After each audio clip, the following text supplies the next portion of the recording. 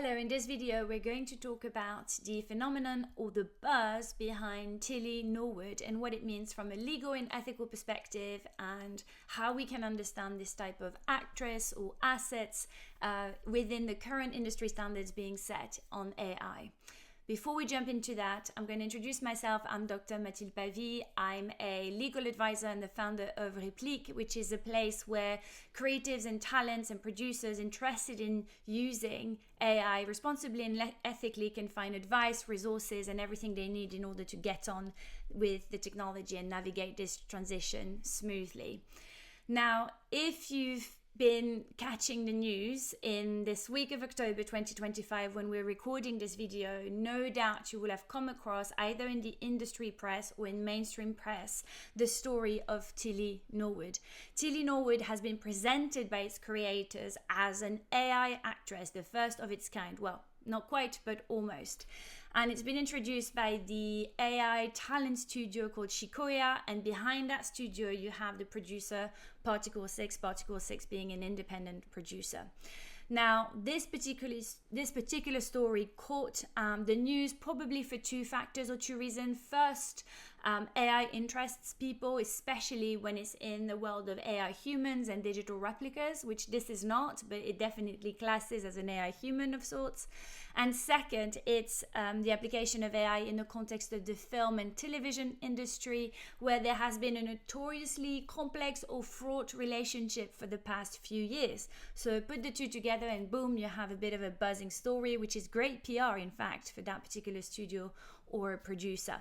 Now, Tilly Norwood has been presented, as I said earlier, as an AI actress. I think the correct term is to refer to it as an AI asset because of how this type of content is made and the mechanics behind it. Technically, Tilly Norwood is what we call a synthetic performer, also known as a generic performer. The reason for that, and the reason it is not a replica or a clone, is because Tilly Norwood technically, and as far as we know, is not the imitation of a real individual. Right? So it has been entirely AI generated. There is no one on earth that would look like or sound like Tilly Norwood as it's being presented. And the real question is then, how was Tilly Norwood created? So the way it works is that a producer typically would pick a technology either that they've created in-house or that they've used by piecing together different pieces of software available commercially or on open source online.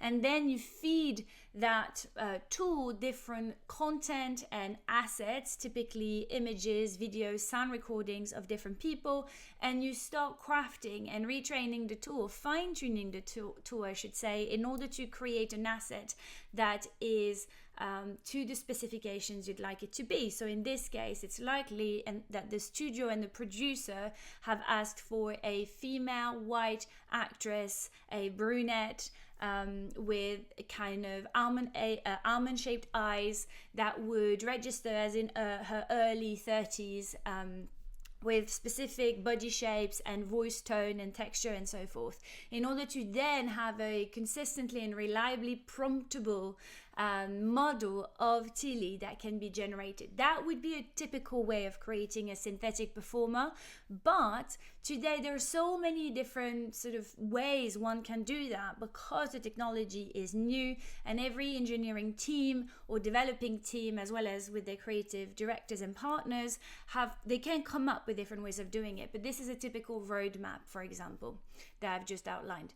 Now, a synthetic performer, as I said, is different to a digital replica or a digital clone. We hear about the second category a lot because they raise concern around consent, control, and compensation of the human behind the replica, the human behind the clone. Those issues are somewhat lowered when we look at a synthetic performer, because the performer is likely to be the combination of thousands, maybe hundreds, if not millions, of different data points from different people. So what comes out technically should be nothing that is linkable, identifiable, or recognizable from or linked back to a real person, unless, of course, there's a statistical coincidence for a resemblance in the voice, in the face, or in the body. Now, in practice, while a lot of companies present and market what we call synthetic voices or generic voices or default avatar, stock characters that look really good and are presented as the platform or the tools free to use AI generated humans, in practice they're not. For a long time, we've seen that most default voices or generic characters made available through tools like Canva or 11 Labs or Synthesia, if we look, those stock characters have for a long time been actual clones of people contracted to do the work and recruited to do the work, most typically actors. And there's a reason for that. From a technical perspective, it's easier to create a lifelike copy of a human than to create an AI human from scratch. So technically, from a computer perspective and a creative perspective, it's easier to copy a voice, to copy a face, and make those assets really hyper-realistic and almost looking real than it is to come up with a fully synthetic voice or a synthetic face. This is true at least for voice recording and for moving images. I think for still photographs now, the technology is so good that inventing a face and a synthetic face is very possible. But for a long time, it's not been the case, or it still is not the case for video and voice. And as a result, what happens is that it is quicker and cheaper and better for the outcome to usually recruit a person, an actor or otherwise, in order to stand as the person to then be kind of recreated. And so that means that most AI humans to date have actually been clones or replicas of real people that are then presented by producers, developers, marketers of replica or AI tools as, stock, free to use AI humans. Here, Tilly Norwood is marketed as a genuinely synthetic person that is not connected to anyone. Now, I will have to caveat this because since the story of Tilly Norwood has come out, actually an equity member based in Scotland called Bryony has come forward and explained that she actually believes she is the real Tilly Norwood and that her image and her likeness has been reused and repurposed in the context of the AI actress or AI asset Tilly Norwood. Well, we'll have to wait and see whether that's the case, because it has happened in the past that someone sees themselves in a synthetic performer that actually is not connected to it and is in fact the replica of another person, or is just a statistical kind of resemblance. In this case, we don't know. We'll have to wait and see further developments if they get reported in the press or shared publicly. Now, this is the difference between a synthetic performer and a replica. Question is Tilly Norwood new? Are synthetic performers new? Are AI actresses, quote unquote, new? No, not really. We've had them around for a while. In the context of social media influencing, for example, we've had equivalents of virtual influencers for a long time. Lil McKiller, for example, is an account with a virtual influencer, and that account has been going since 2016. A more recent example, and a very popular and successful example on Instagram, I believe, is the influencer account from Magazine Louisa, carrying over 7 million followers. So we know that synthetic performers, or influencers in this case, have been used for a while. So Tilly Norwood is not bringing anything new under the sun, but it is moving it into a sector, film and television, that has been notoriously either averse or cautious about this type of content and this type of innovation.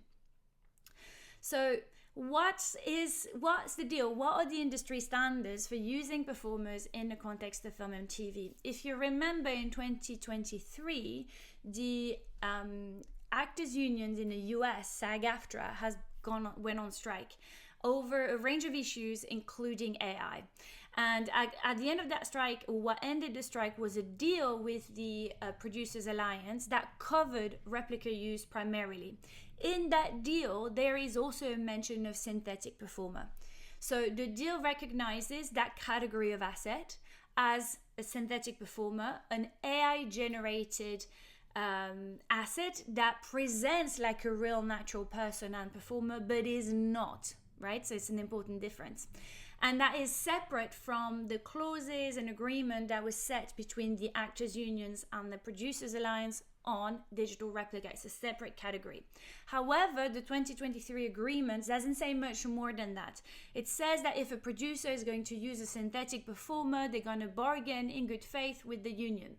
It also says in the 2023 agreement that should a synthetic performer start looking like a real recognizable natural performer, actor, then that person needs to be informed, consented, and paid for the use of their likeness in this way. But when that happens, really you stop being a synthetic performer and you're falling into the category of a replica. So the deal understands that there may be a bit of a gray area between digital replica on the one hand and synthetic performer on the other, admitting that maybe somewhere along the line facial features can be borrowed from a real person, either because one wants to for creative purposes or because one needs to for technical reasons. As I said, it's easier to copy and to make a lifelike replica of a human than to make a lifelike synthetic creation of a human. So this is the industry context. In the UK, we don't yet have, as of October 2025, an equivalent of the SAG-AFTRA deal on AI for use in film and TV. There are negotiations ongoing between the equivalent parties, Equity and Pact, which are the equivalent of SAG-AFTRA and the Producers Alliance in the UK. So we'll have to wait and see what those parties in the UK decide on the particular topic of synthetic performer, again, separate from replicas. Now, I think that's it. Perhaps one thing we could raise as the concerns or the reception of Tilly Norwood in the press and from professionals. On this, the debate or the opinion is split. As with many topics on AI, there's a controversy, and we see two camps, if I may put them like that. On the one hand, we have people who are impressed and curious and potentially excited for what AI actors or AI assets that presents like actors could do in the future for production. On the other side, we have industry professionals, including actors, agents, and their unions, who are voicing concerns.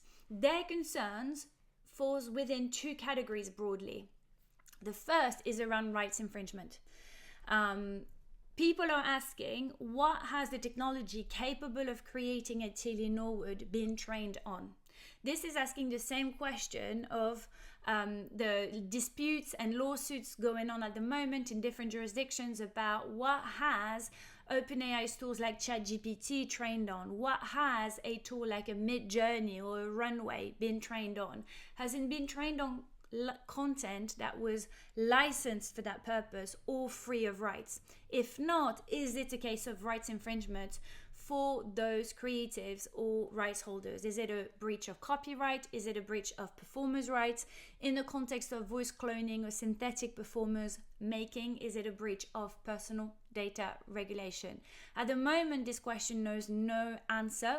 We have to wait for either governments to change the law, clarify the law, or we have to wait for lawsuits to interpret the law in light of those new facts and this new technology. So on this, it's the jury split. Now, that's one set of concerns voiced by professionals in the field, especially performers' unions around the world. The second group or category of concern is around human replacement or human displacement, which is where the labor of a person, say an actor, is being replaced by an AI tool or an AI asset like Tilly Norwood because they're recruiting the asset or using the asset instead of using the human to stand in front of the camera or to sit or perform in the recording studio.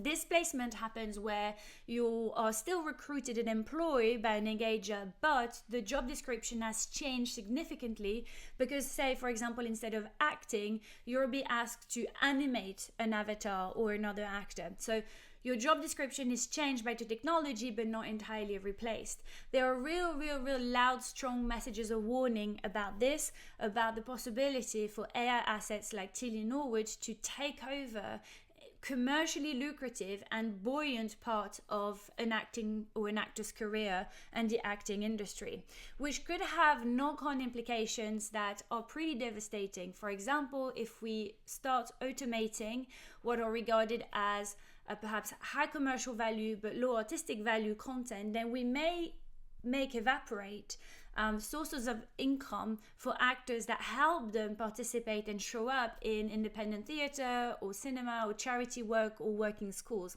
So there's a real systemic effect that we should look at and track over the next few years to check if the deployment, use and practice around synthetic performers doesn't have undesirable or unwanted knock-on impact on financing, income, and in a way you might call it subsidies across the sector in ways that are not necessarily showing up at the level of an individual production. But today we don't have enough data. We don't know the extent to which AI can automate an actor's work and how and where it's going to displace work. What we know is that in the context of voice cloning, there's been a notable reduction and decrease of work that is possible is going to AI generated voices, but we don't know yet for sure because we've not had independent rigorous study done on the topic. What we have are reports from different corners of the industries that are noting an uptake in the use of the technology and sort of a decrease in the availability of paid voice-over work in certain pockets of the economy.